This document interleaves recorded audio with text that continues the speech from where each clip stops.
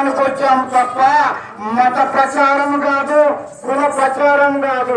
విమానాల మార్గం ఉంది, రైలు మార్గం ఉంది, బస్సు మార్గం ఉంది, సముద్ర మార్గం ఉంది. మనిషి మరణించిన తరువాత ఎక్కడికి వెళుతున్నాడు ఆ మార్గం చూపడానికి వచ్చాము కానీ మీ మీద మతం రుద్దడానికి, మా మతంలో కలవండని చెప్పడానికి రాలేదు ప్రజలారా.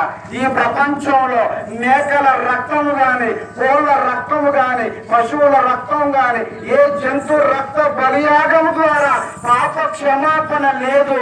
పరిశుద్ధుడైన యేసు క్రీస్తు రక్తములోనే ప్రతి పాపమును కడిగి వేసుకొనుటకు ప్రపంచ మానవాళి రక్షణార్థమై చిందించిన రక్తం, ఒలికించిన రక్తం.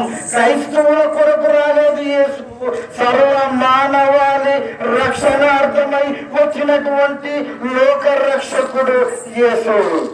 నరాల డాక్టర్ ఉన్నాడు, గుండెకు డాక్టర్ ఉన్నాడు, పంటికి డాక్టర్ ఉన్నాడు, ఒక్కొక్క అవయవానికి ఒక్కొక్క డాక్టర్ ఉన్నాడు. కానీ పాపములను తీసివేసే డాక్టరు ఈ సూర్యపేటలో గాని, ఈ ప్రపంచంలో గాని ఎక్కడైనా బోర్డు పెట్టుకున్నాడో చెప్పండి ప్రజలారా.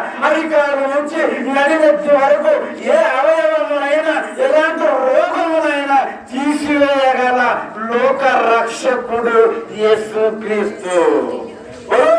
మహారాజుకి పాపల పరమాత్మ మన యేసు క్రీస్తు